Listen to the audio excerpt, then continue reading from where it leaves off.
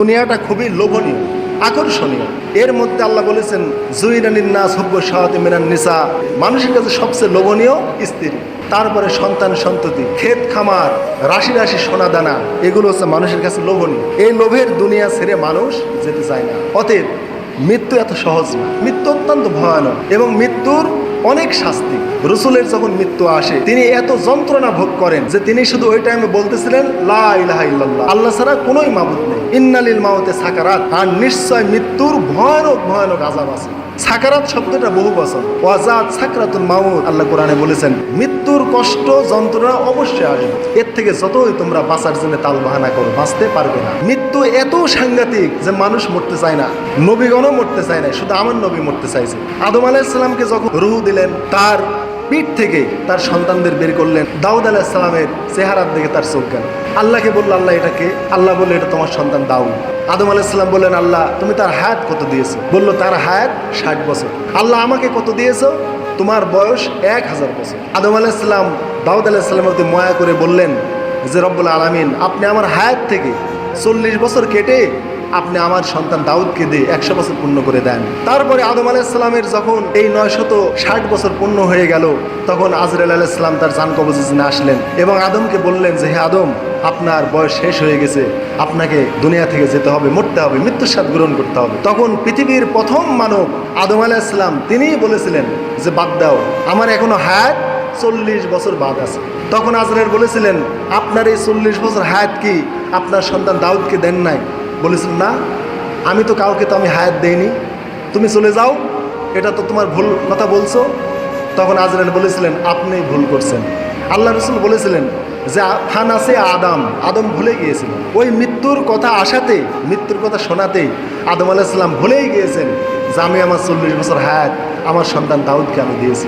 তাহলে মৃত্যু কত বড় সাংঘাতিক যে মৃত্যুর কথা শোনা মাত্রই ওই ওয়াদার কথা ভুলে গিয়েছে। আদম আলাইহিস সালাম তার হায়াত থেকে যে 40 বছর দাউদকে দিয়েছেন ওটা ভুলে গেছে। তার মানে মৃত্যু কত সাংঘাতিক যে মৃত্যুর কথা বলাতেই ওই ওয়াদাও ভুলে গিয়েছে। অথচ নবী মানুষ, পৃথিবীর প্রথম মানব, তিনিও মৃত্যুর কথা শুনে তার এই 40 বছর হায়াত দেওয়ার কথা ভুলে গিয়েছে। তাহলে মৃত্যু কত সাংঘাতিক।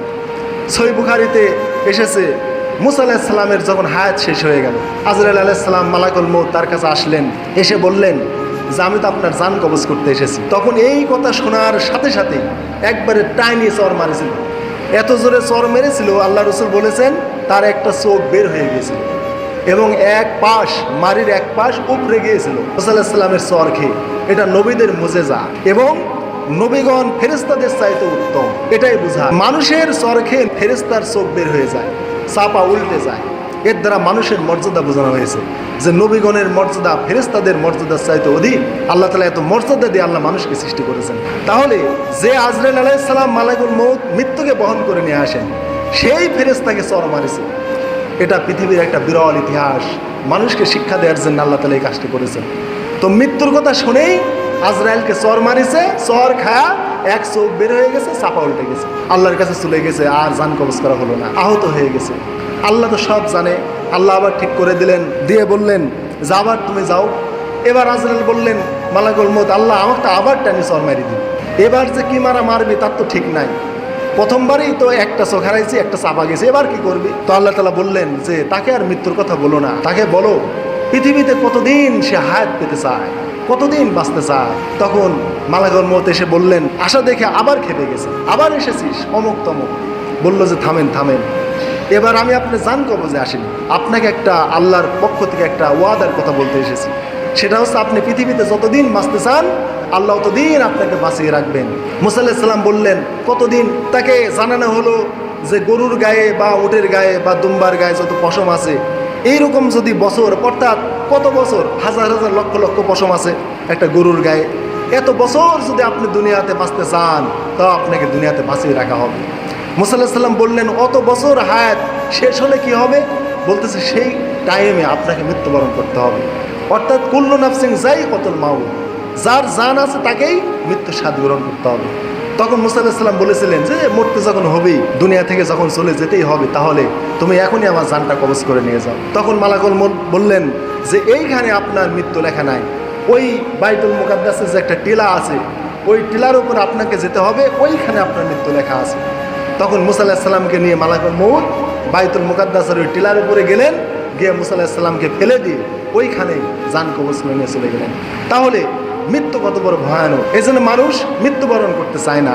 মৃত্যু যখন দেখে, মৃত্যু যখন মালাকুল মউত নিয়ে আসে, তখন ওই মানুষটা ঘেমে যায়, তার চোখটা বড় হয়ে যায়, তার কলস কলস পানি দিলেও আর তার পিপাসা মেটে না। মৃত্যু এত বড় ভয়ানক জিনিস, এবং এই দুনিয়া থেকে কোনো মানুষই মরতে চায় না। নবীগণও মরতে চান নাই, আদম আলাইহিস সালাম মরতে চান নাই। এই জন্যই তো বলেছেন যে আমি তো আমার 40 বছর বয়স আমি কাউকে দেইনি। মুসা আলাইহিস সালাম তো এই জন্যেই মালাকুল মউতকে চর মেরেছেন এই মৃত্যুর কথা শুনেই। মৃত্যু এত ভয়ানক, এই জন্য পরকালের সকল বিষয়ের প্রতি আমাদের ঈমান আমাদের ঠিক করতে হবে।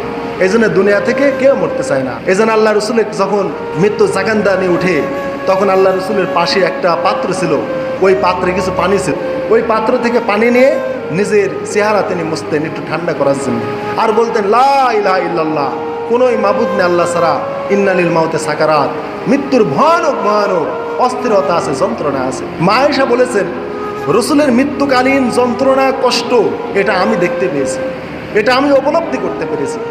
এই উপলব্ধি করার পর আমি যেটা লক্ষ্য করলাম যে মৃত্যুর অনেক ভয়ানক আযাব, অনেক কষ্ট। রসুলের এই কষ্ট দেখে আমি আর কোনো মানুষের ব্যাপারে ভালো ধারণা করতাম না, যে আল্লাহ রসুলকে যদি এত কষ্ট দিয়ে যদি মৃত্যুবরণ করানো হয়, তাহলে অন্য মানুষকে কষ্ট দিয়ে মৃত্যুবরণ করানো হবে। এই জন্য দুনিয়াটা অত্যন্ত লোভনীয়, দুনিয়া থেকে কেউ যেতে চায় না। আমার মেয়ে যখন 15 দিন যখন লাইফ সাপোর্টে, 14 দিন, মৃত্যুর 2 দিন আগে তার মা বলল, আমার স্ত্রী বলল আমার মেয়েকে যে বিটি তুমি কি কিছু দেখতে পাচ্ছাও? তখন আমার মেয়ে মাথা নাড়াতো, মুখের মধ্যে তো পাইপ দেওয়া আছে, অক্সিজেনের বিভিন্ন খাদ্যের বিভিন্ন কিছু দেওয়া আছে লাইফ সাপোর্টে, মুখ দিয়ে কথা বলতে পারতেছে না।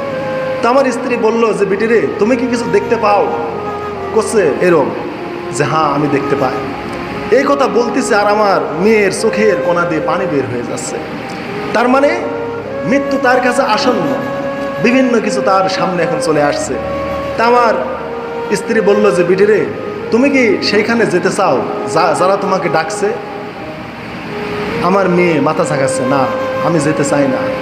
এই দৃশ্যগুলো আমি পিতা হয়ে, আমার স্ত্রী মা হয়ে আমরা সন্তানের দৃশ্যটা দেখেছি, মৃত্যুকে অত্যন্ত কাছে থেকে দেখেছি। নিজের সন্তানের মৃত্যু, নিজের আত্মীয় স্বজনের অনেকের মৃত্যু উপলব্ধি করতে পেরেছি। এই জন্য হাজিরিন, মৃত্যু খুবই ভয়ানক।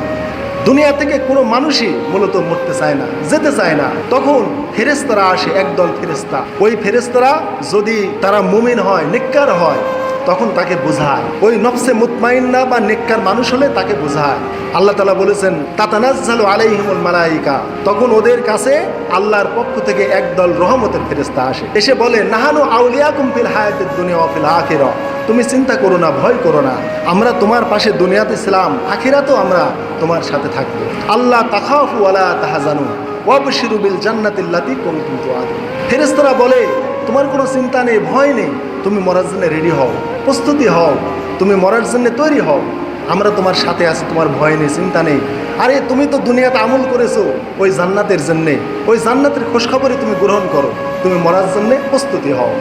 তারপরে ফেরেশতারা বলে ইয়া আইয়াতান নাফসুল মুতমাইন্না ইরজি ইলা রাব্বিকি রাদিয়াতাম মারদিয়া, বলে হে নফসে মুতমাইন্না, প্রশান্ত হৃদয়, তুমি তো দুনিয়াতে আমল করেছো পরকালে যাওয়ার জন্যেই, আল্লাহর সান্নিধ্যে যাওয়ার জন্যে, জান্নাতে যাওয়ার জন্যেই, তো তুমি আল্লাহর বান্দাদের মধ্যে সামিল হও। দেখো না আল্লাহর বান্দারা সবাই মৃত্যুর মাধ্যমে তারা জান্নাতে গিয়েছে, আল্লাহর সাথে সাক্ষাৎ হয়েছে। তখনই কেবলে ওই মুমূর্ষ ব্যক্তি মৃত্যুর জন্য প্রস্তুতি গ্রহণ করে, এবং তখনই মরার জন্যে সে বলে তাহলে তোমরা আমার জানটা নিয়ে যাও। তার আগে কোনো মানুষ এই পৃথিবী থেকে মরতে চায় না। মৃত্যু এত সাংঘাতিক, এই মৃত্যুর মাধ্যমে আমরা পরকালীন জীবনে যাত্রা শুরু করি। এই যে পরকালীন জীবনে যাত্রা আমার শুরু হলো, আমি যদি নেককার হই, আমি যদি মুমিন হই, তাহলে আমার মৃত্যুটা অত্যন্ত আরামের সাথে হবে। আর যদি আমরা বদকার হই, আমরা মুনাফিক হই, ফাসিক হই, তাহলে আমাদের মৃত্যুটা ভয়ানক হবে।